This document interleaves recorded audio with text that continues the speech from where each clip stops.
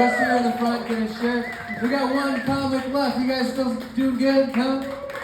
Alright, yeah, this dude's one of my favorites in town. I'm so happy he's here. He's opened for like Tom Segura a bunch. He's got albums out where you can get him. The Fart Locker 1, the Fart Locker 2. Not Fart Locker. Doug, I'm so sorry. What is it? Fart Safari. Fart Safari. Fart Safari 1, Fart Safari 2, Fart Harder, and Fart Safari 3. You're gonna fucking love them. Everybody, sound like a million people. It's Doug Miller!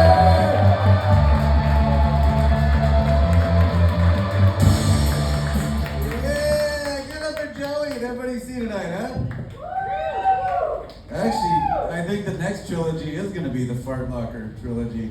I like that title.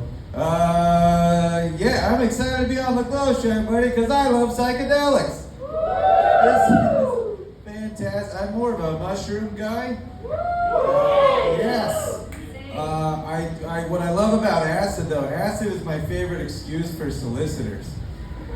I swear to God, like this is what, like if I see a solicitor coming my way and they're gonna hit me up for donating to whatever, if I don't have the time or the money, I'm just like, I'm so sorry, but I just took a hit of acid and it's kicking in. And then I walk on. You can't feel guilty about that because you gave them a story. It's kind of like donating. I think it's just as good. I have been doing mushrooms for several years now, but my wife got me into mushrooms. But even though she's more experienced, she still makes a rookie mistake from time to time. Every once in a while, she'll try to take a photograph of her hallucinations, which, spoiler, you can't do that. Like a little while back, we were tripping balls, and she's like, trying to take she was like, hey, I need your phone. I need your phone. I gotta take this picture of this rock. And I was like, why? And she's like, it looks just like this painting I know. And I was like, I guarantee you this picture is not going to turn out the way you want it to. This is a waste of our time. Let's keep going. She's like, no, just give me your phone. Give me your phone. We argue a little bit. She just takes my phone out of my pocket, takes a picture of the rock, drops her phone on the rock, destroys my phone. And then the next day I get a new phone, and we finally get to see this wonderful picture, and she's just like, oh, you were right, it's just a rock. And I was like, yeah, an $800 picture of a fucking rock, thank you. We partied a while back. My wife and I went to a music festival where we did not take care of ourselves at all that whole weekend. Like, we only sustained on mushrooms and vodka, that was it. No water, no food, it felt like. And we camped for 3 days at this place. And morning one, we wake up in our tent, and my wife panicked. She's like, oh my God. And I was like, what? She was like, I've gone blind. And I was laughing because I thought she was messing with me, and she was not. She was like crying. She's like, I'm freaking out, I'm going blind. I do this in front of her eyes, and which she can't see, of course. And I'm like, oh, I guess you're really blind. She's like, no shit. And I was like, well, don't panic. It's okay. I'm sure it's just our bodies rejecting us right now. Like, you probably just need food or water. And she's like, are you sure? And I just shrugged my shoulders, which she couldn't see, you know? I'm not a fucking doctor. And I was like, I hand her some string cheese. And she's like, are you fucking, this is your solution? String cheese? And I was like, just eat it. You need something. She eats the string cheese, and immediately she can see. I swear to God. It was insane. I'm a genius, you guys.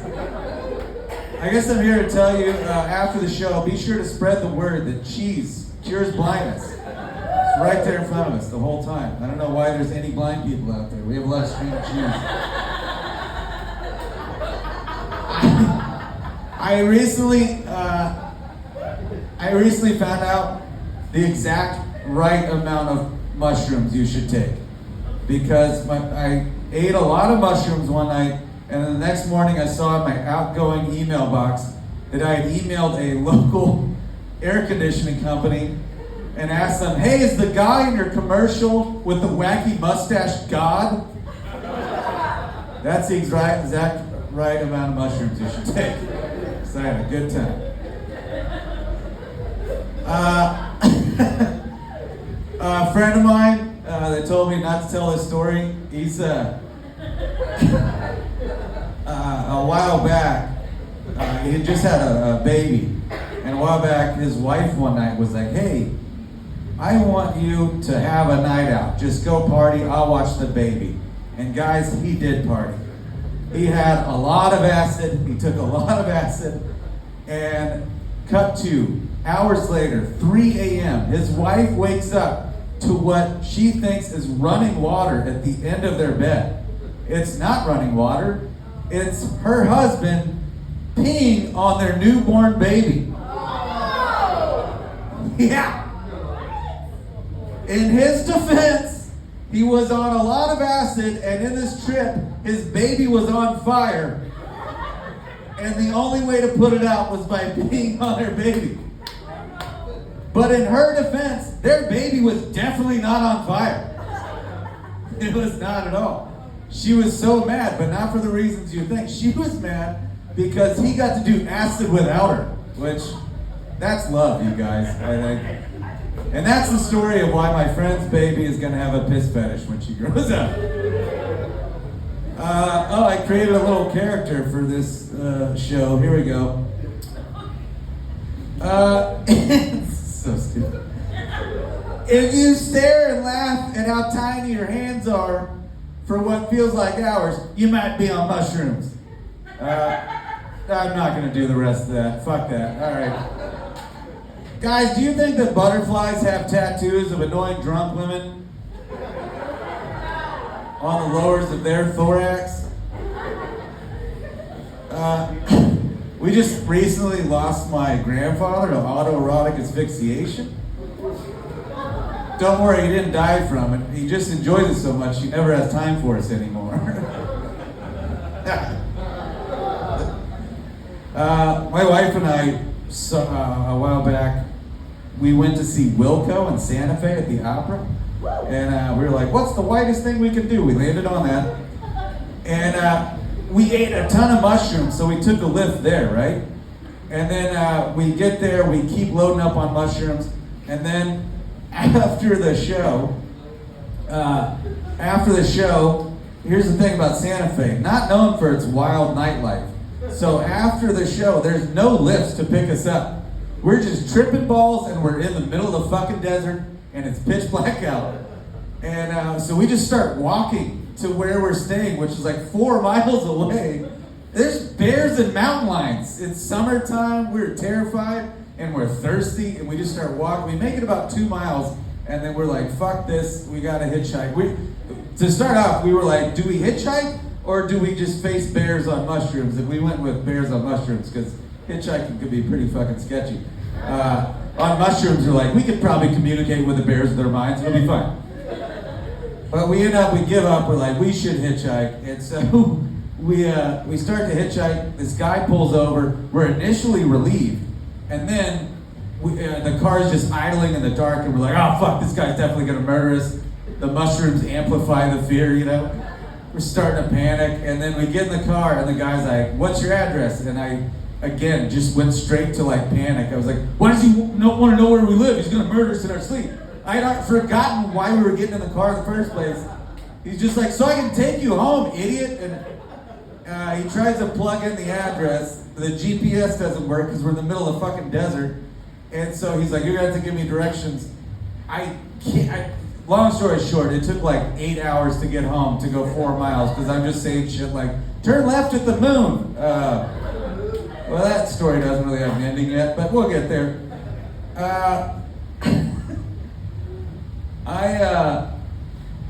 I recently insulted this woman on accident. I was at the airport here in Austin, and this woman, she had a baby girl, like this little toddler, and she was so cute. She was playing peekaboo with my wife and I was like, oh, your little girl's so cute. What's her name? And she said, Lenny. And I said, oh, like Lenny from Of Mice and Men?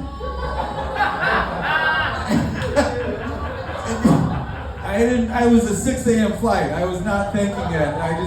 I could see her wheels turning like, fuck, I didn't think of that. Oh, like Lenny, the guy that gets murdered at the end because they're like, he'd be better off. You know, that guy that kills all the rabbits on accident because he's so dumb? That guy? Anyway, have a great day. Gotta go. Guys, I'll end on this because Christian, I don't know if he took off or not, but Christian was here. This involves the Black Angels, actually. My wife and I went to a music festival a while back. The Black Angels were playing. We were going to see them.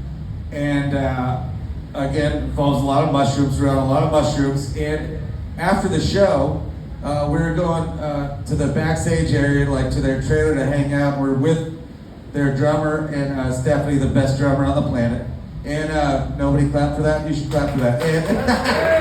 And we're about to walk into the trailer, but my wife and I are just tripping balls. And right as we're about to walk in, Stephanie like starts to reach for the door, and then she jumps back and she goes, "Oh shit!" And that's when we realized it is not their trailer that we're about to walk into. It belonged to another musical act. Perhaps you've heard of them. They're called the Wu-Tang Clan.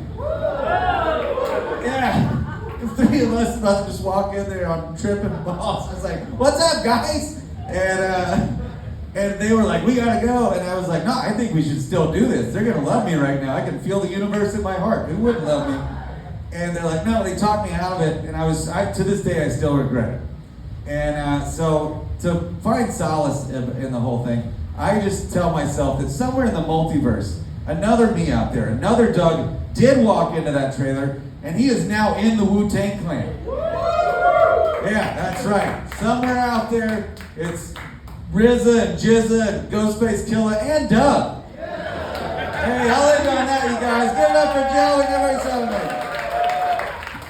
My new member of the Wu-Tang Clan, Doug Mallard, everybody. Yeah, old Dougie Bastard. Yeah, hell yeah. Thanks for doing the show, man. I love having you on I the always have a show. blast. You're a trip. I love having you. Yeah. That's a good shirt. Oh, yeah, this is from Al Lover, a psychedelic DJ.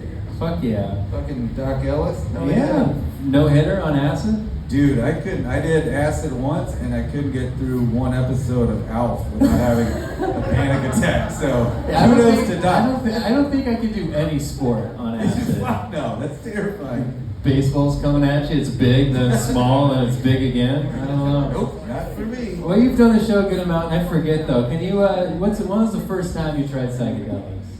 First time I was like 19 and I did it with a group of friends and they were like, they'd only done it a couple times, they were very inexperienced, so they gave me what they thought was a light load because it was my first time. It was not a light load, and I just had an 8-hour panic attack. Didn't do it for 15 years, and now I do them all the fucking time. Is it Like, mushrooms? Acid? mushrooms, yeah. Hell yeah. But I did it with an experienced group, and then that's what led to all the good stuff. There it is. What about recently? Have you had a recent trip? I did mushrooms like 2 nights ago, kind of on accident. After a What's while, on this pizza? well, like my wife and I were like, we're just exhausted, and we're like, you know what? Just to unwind, let's have a hint of mushrooms. Really didn't want to trip or anything, but whatever weird stash was just on my desk.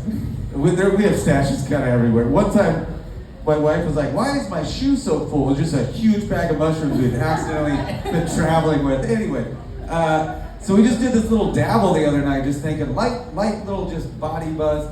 Dude, I was tripped. I couldn't go to sleep. Like it was like 5 hours later. I'm like, if I close my eyes, it's even crazier. So just a Wednesday night trip. There it is.